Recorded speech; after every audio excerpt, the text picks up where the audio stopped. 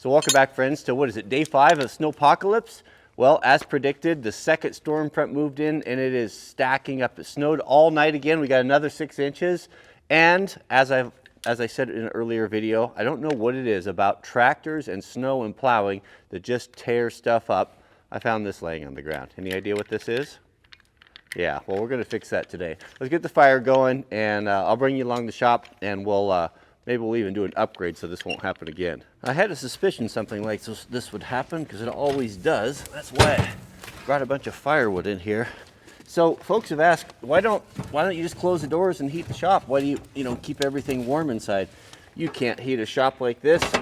As I've always said, I'm not a fan of pole barns. Pole barns are put up because they're quick and cheap, but they're not very nice environment to work in. You can insulate them, and that's just not my favorite construction. They're so porous and there's so many holes and openings in it. It would just be you might raise the temperature 5-6 degrees in here, but it's not going to make any difference. So about the only thing you can do is to get your work close to your wood stove, and just having it close by. I think the psychology of it just helps to keep you warm. It's better than nothing.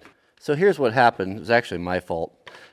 This is the quick attach lever for the front accessories, and right on here is an L bracket that's got a stud welded into that. And so what you do is you lift these guys up, and they're supposed to stay. They got a little friction on them. They're supposed to stay tight, and then you go in and hook up to your piece, and then you get out, and then you drop these down, and these heavy pins lock down into the implement. Well, this thing was falling down on me, and I was getting in the cab like 3 or 4 times, lifting up. It was falling down. I couldn't get things on, so I was a bit ham-fisted, and I grabbed a big wrench trying to tighten it up, and I got a little carried away with it, and I broke the stud off, and then this thing fell off, and there's nothing to bolt it to. So this stud looks like it's pressed and welded in there. We're gonna have to cut that all out of there, get rid of that, and we'll replace it with a new stainless bolt. Here's a close-up view of what we're dealing with here. So this is that L bracket, and then this is the stud that I broke off, and that's bolted on there to hold for that to pivot off of. So we'll take the grinder. Let's grind this off of here. Again, that's all ring welded on there. Hopefully this isn't pressed in too tight. We can drift it out and replace it. To get that stud off there, we'll just use a 4-inch grinder. Metabos are my favorite. Metabo, are they Swiss? I don't remember where they're made. But these are, I used to, in my wrecking yard, I used to use a lot of these, and I went through lots of them. The second best one was the DeWalt that held up the best. The Metabo, we kind of took it to a new level. It looks like we need a new cord on there.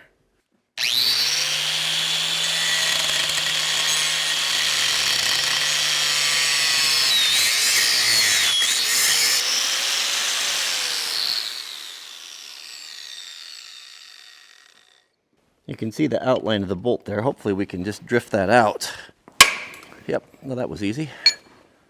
I was expecting it to be more of a trouble than that. The original mount just used a small bolt there, and it's not a very hard bolt.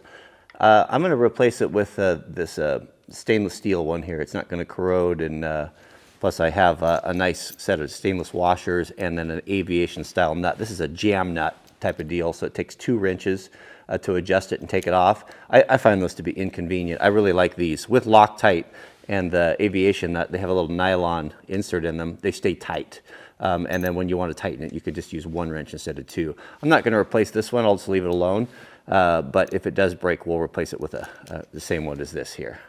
Kind of a tight fit right there, but I think we can kind of thread that in there. It doesn't seem so tight that it wants to mess up the threads or anything. That's just as well. It's not going to slop around that way.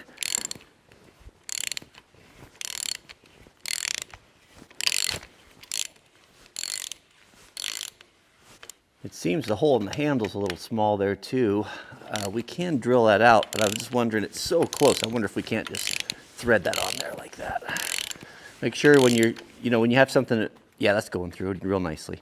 When you have a handle that's got a pivot next to something, put a washer in there. I want to tension this so it's not going to fall down, but it's not going to be too hard.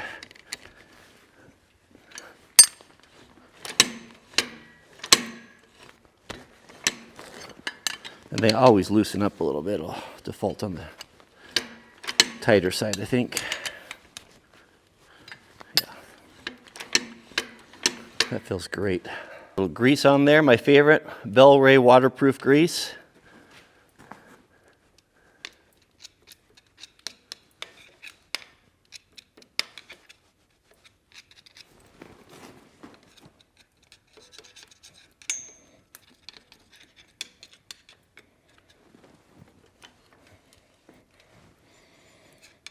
Nice to get that done. I didn't see any need to weld that back on there. All it does is just makes a difficult step. If you have to fix it, repair it, it just doesn't seem necessary to me. Probably just an assembly thing. Sometimes they'll weld things like that just to make it easier for assembly. If you can just save a minute or two and you do that a few hundred times, it all reflects on the overall price of things. So it looks like that should work fine. One more time, Granddad's bolt box saves the day. Saves the day, or saves a lot of time from having to go into town and buy a fastener. One of the key things that's helped me to keep my shop and everything organized is just forcing myself to put away tools when I'm done working. I wouldn't have done this in the past, and that's how I figured it out. That's the reason why shops get messy, is because we do projects and we think that we're done when we finish the project, right? No, you're not done. You're not done until you put the tools away. So 3 or 4 minutes now, putting everything away is how you prevent from your shop turning into chaos, and it really is the secret to success. Several of you guys have noticed the dirt bike all torn apart in the shop and been asking about that. I'm just doing winter maintenance. It's a 2-stroke, so it's got the big pipe. I destroyed the pipe. I crushed it into the head, so I've ordered a new pipe. I'm going to replace that. And I'm also redoing the wiring, and I'm installing some computers. These are Trail Tech Voyager Pros computers. I got one for my bike and one for Jack. And this is really amazing. So I'll show you what I'm doing, how the mount works, all that. But it's got a quick attach mount on it. What it is a full GPS. As well as engine monitoring. So I can monitor my temperatures, I can set alarms, I can monitor RPMs, speed, ambient temperature. It's really interesting, but the best part is the GPS. I can pre-program our route. So when we do these big 90-mile loops out in the wilderness, one thing that's kind of a concern to me is keeping track of the boys. We've got Jack and his friends are riding with us, and they're getting old enough now where they want to be a little bit independent and kind of go off and do their own things. So what we just started using these last fall, and I had them kind of wired up temporarily. What's so cool about these is they have buddy tracking on them.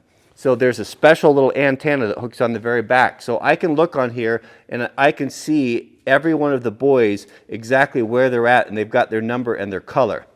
And there's also, it's got an SOS set a little button on here. So if they get into trouble and they hit the SOS button, that sends an alarm to me, and I can see exactly where they're at, who's moving, who's not moving, and I can go there and find them. So it gives me a real peace of mind, and the range is really, really long. So it's a wonderful addition, especially if you have little kids. So I'll do more on that this spring when we get everything wired up, but let me show you the mount and the antenna. It's kind of cool. This is the quick attach mount that mounts on the bars, and these guys, they just snap in here like that. There, now I can, and when I want to take it off, if I remember how to use it, there's a button on here. Oh, yeah, just push the button, and this thing comes off. Like if you want to wash your bike, or just take it off if you're, leave it on your truck, you don't want someone to take it. So I'm redoing all of the wiring and doing it all properly on there.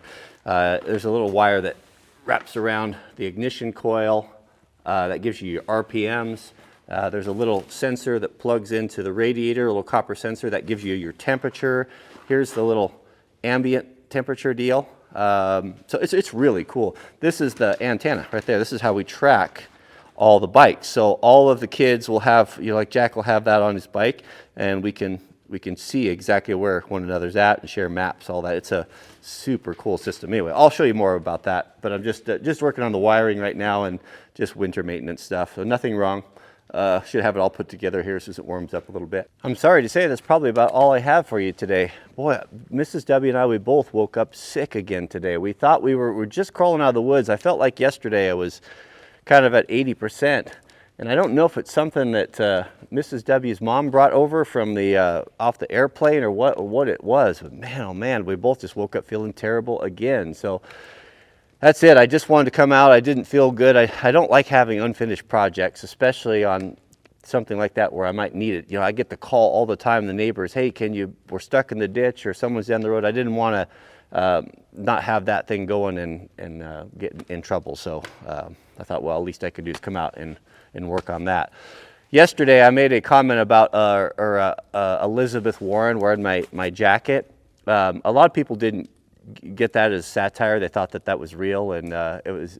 I mean, I got a whole flood of unsubscribes. You know, it's actually quite funny. Subscriptions don't mean anything on YouTube. It's all about views, right? So you can look at someone that has, you know, a lot of subscriptions, and that's great, but it's what it comes down to is views. So don't worry. Views have never been better. If subscriptions ebb and flow, it doesn't really make any difference. It was satire. It was a joke. That jacket, if you want to know, was a gift to me from my grandmother. It was the last thing that she made for me. My grandmother was, my Nana was a very talented seamstress and a very creative person. And I asked her to make me something special that would kind of, you know, honor our heritage and stuff, and so she made that for me. So it's not cultural appropriation, not that I need to justify anything to anyone anyway, but it's very important. It's a very important thing to me, and it's a special jacket to me, and that's why I don't wear it all the time. I save it for good, but it reminds me of her and all the love that went into every stitch, right? To quote Dolly Parton's song, one of my favorite songs of all time, Coat of Many Colors. What else was there? Oh, headphones. So yes, I've been wearing noise-canceling headphones. My dad talked me into these, and last time I was at Costco, they had a pair of Sonys there. I was looking at, they had Sonys, and then they had, what was the other one? Bose. You know what they say about Bose? You can get better quality, but you can't pay more. So the Sonys were half the price of the Bose, so I got on my phone and looked really quickly, and they actually had better ratings, and so I bought a pair, and I've really, really enjoyed them. They keep my ears warm, for one thing, when I'm out, and if I'm running equipment and stuff like the grinder, you know, and the tractor, it makes things much nicer, plus they're noise canceling, and finally they've got Bluetooth that works really good. It pairs with my phone, so I listen to as you said, as I've told you in the past, I like to read the classics. I'm going through the top, I've already read the top 200 classics from the British list, and now I went through the American list and picked out the ones that anyway, Anna Karenina, that's what I'm working on now. Tolstoy. Have you read Tolstoy? Have you read War and Peace? It took me 3 times to get through it, but it's actually a good book, very interesting. So there, I'm ranting, I'm spiraling. I'm just not feeling very good today. All right, I'm gonna go inside, sit by the stove, maybe take a nap and watch the snow come down. Thanks for watching, thanks for your support. Click the thumbs up if you enjoy these videos, and I hope you learned something. I know this is pretty basic stuff, but sometimes you pick up a tip here and there. But thanks for watching, we'll see you guys later.